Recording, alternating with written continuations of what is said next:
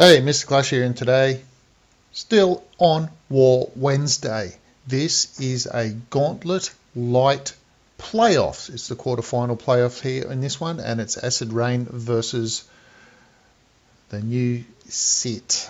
Okay, so as you can see, Acid Rain won this 59 to 56, and that was just an attack that we will see in a moment. So what we're going to do is, I believe the breakdown was 1 Town Hall 11, 4 or 5, 1, 2, 3, 4 Town Hall 10s, and the rest 9s down to 20. But what we're going to do is we're going to have a look at a couple Town Hall 10 3-stars, and it was dip as well, so that the bases were allowed to dip. So I'm not going to show any dip attacks, and I won't show the 2-stars on the Town Hall 11s either. Just like to show the 3-star attacks. So what we're going to do is have a look at the two 3-stars from Town Hall 10s, and then 3 Town Hall 9 3-stars. So the first one we'll have a look at is this one, 100%. Obviously, as you can see, we'll just dive straight into this.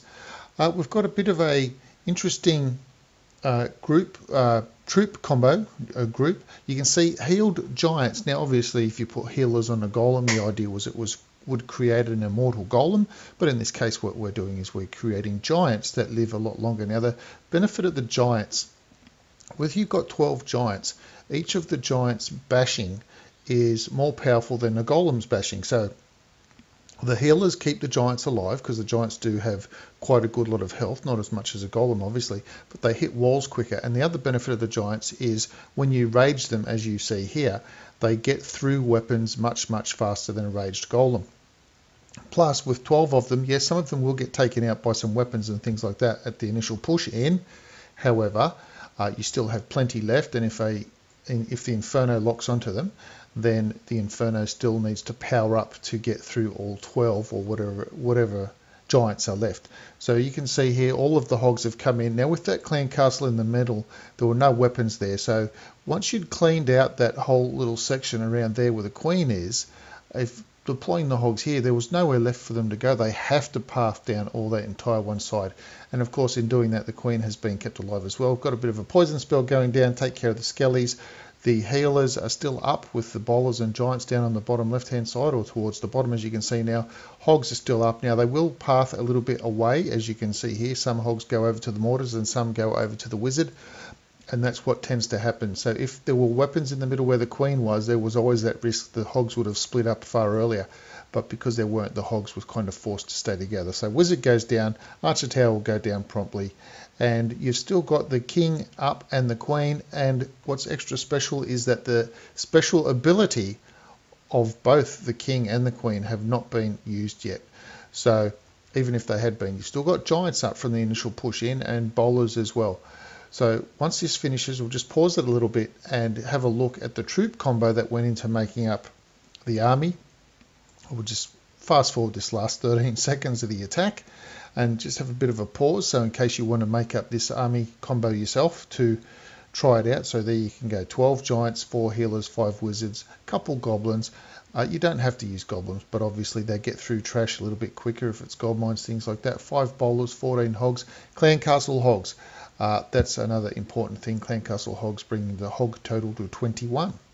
Okay, so let's head off, or head back, and we're going to have a look at attack number 5 now, or on base number 5. We'll have a look at that. Now base number 5 was a Queen Walk Bova, obviously bowlers and Valkyries.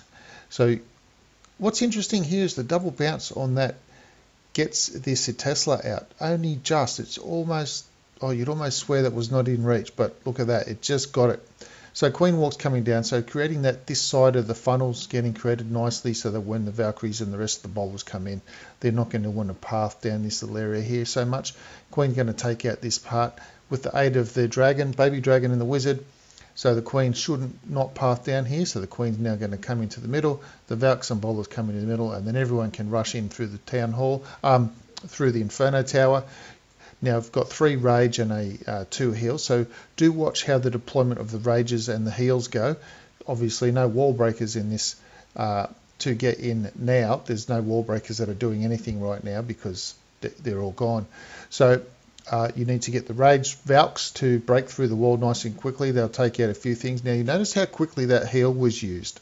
So I like to think of that early heal as using a Grand Warden's ability from Town Hall 11. So as those Town Hall 11 troops normally have that initial push in and they're being subjected to the maximum amount of firepower because all of the weapons are pushing in on them, and you can use that Warden's ability to keep the troops immortal so that they can take out those initial SWAD or whatever big bank of weapons that they're usually coming in through, and get a really good chunk of the base down to limit the weapons that are left.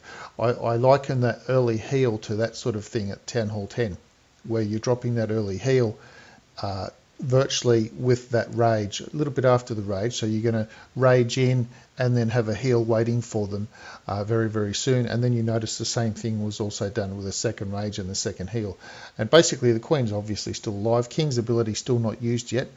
He could use it any moment he wants. Now the healers have, the Queen's gone down, so the healers are now going to move over. So King's ability has been raged, or King has raged now. Bowlers are still up. The healers distracting a few of the air weapons, especially like the Archer Tower, which may have wanted to try and target some bowlers or things like that. And now we're just relying on the bowlers and what's left of the King's health to try and get through the wall. Obviously, the King's doing a little bit of tanking here for the bowlers. Otherwise, the bowlers might have get. Oh, look at that! The bowlers went flying. So it was only a little bit of a lucky, I guess you could say, that the King got targeted, but that was why you rage the King, to try and get the King in front of those troops that are at the back. So we're going to have a look at 3 Town Hall 9 attacks now. Once we come back, okay, base number 6. Now I like this one. I like I especially liked the weight of the Lava Hound deployment. As you can see, it's a Lalo. Gobo Lalo. Now 3 golems as well, I believe. Yes, we've got 3 golems in this one. So we're looking at a stoned Gobo Lalo. Don't often see that, but you can see with 4 Teslas, Archer Tower, and the superpower cannon, everything, a very large funnels being created. Nice little jump spell. Instantly get access to those 2 air defenses. And once everything gets into the middle, of course, there's a second jump spell as well that you can see there. If it gets through to the other side, then it can take out these other 2 air defenses as well as the 2 expos that are facing there. So you're just going to leave these outer-lying troops subject to balloons. Now just pay attention to the first balloon drop, which are going to come over here on the left just any second now. And then what's going to follow is the timing of the Lava Hound that comes after. So we've got the balloons to come onto that cannon. Now the wizard would normally be in range of that, but just as that Lava Hound's coming through, you're going to cross path and just get distracting that wizard just a little bit, just enough to get those 2 balloons into that wizard without getting too much damage done onto the wizard.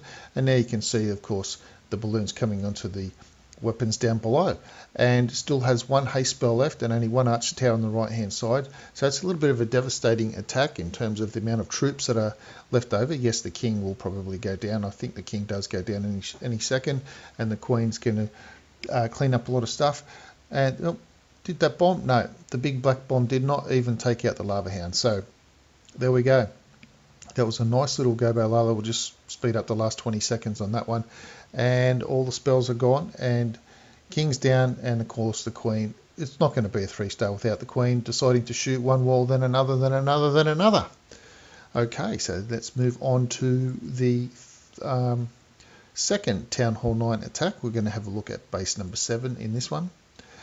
And I like this one because it's a Queen walk and a King walk as well. So we're not seeing a lot of that. Basically don't really see much of that at all. But there's nothing to say that you can't do that.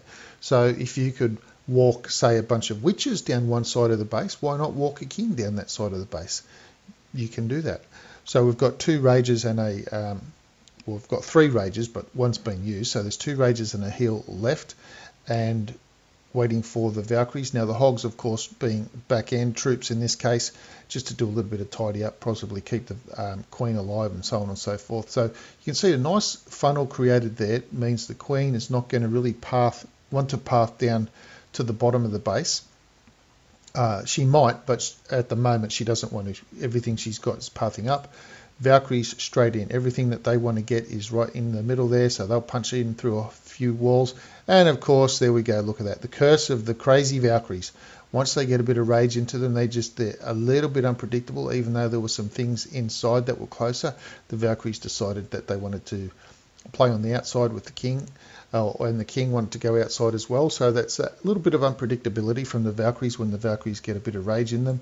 They seem to be keen to go outside, and then once outside they don't really seem to be keen to go back in, but it doesn't matter. So we've got the heal down, we've got one more rage spell left, so whether you need that for the queen or to help the Valkyries take out a little bit more trash, it's up your sleeve at the moment, because the Valkyries obviously went inside. So there we go, queen poison, that leftover poison left, take out the enemy queen. CC got dealt with already. Now we've got some hogs coming in at the top, got a couple of hogs on the bomb tower, so it's the only threat to the hogs there, so it's bomb tower. Once the bomb tower goes down, the rest of the hogs can come in, take out the air defences without threat of blowing up in a big bomb. And now we still have the rage spell left, and the king's ability still to use as well. The queen has healed right back up with the healers, hogs coming in.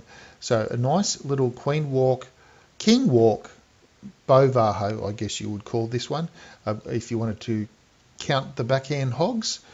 And base is wrecked. There we go. And rage spell on the queen, and that's it. Just get the hogs over to that dark elixir storage, and come on guys, there we go. End of that base. Now let's have a look at the next attack. Again, we're going to see the same troop combination. Like I've said previously in these war recaps, I'm not really going to have a tendency to want to show the witch attacks, even though if there's I find a witch attack very interesting, or the base normally wouldn't be something that would be attacked by witches.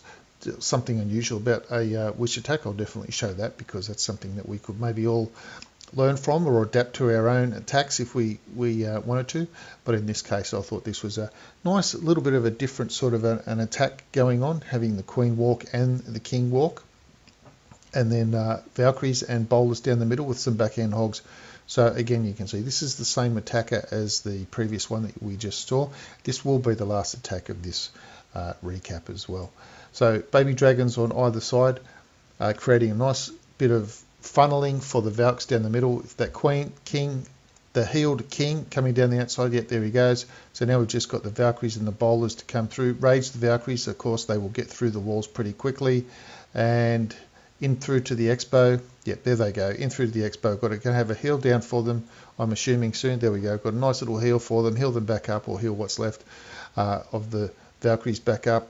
Healers are keeping everything else alive in there into the core. You know, they've left the queen and they've gone on to the Valkyries and bowlers. Another rage spell.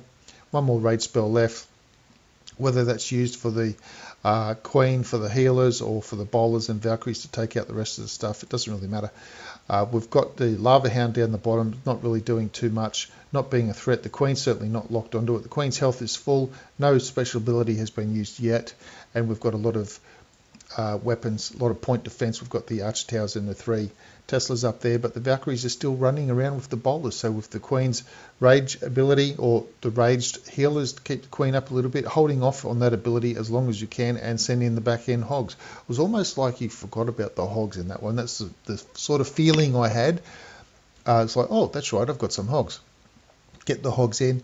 Now a little bit of trash in the left hand side, but the Valkyries aren't going to be bothered by that lava hound, and neither will the hogs, so they'll just run around, clean up a bit of trash, and that's it. Drop a couple poison spells, because don't need them, just drop them.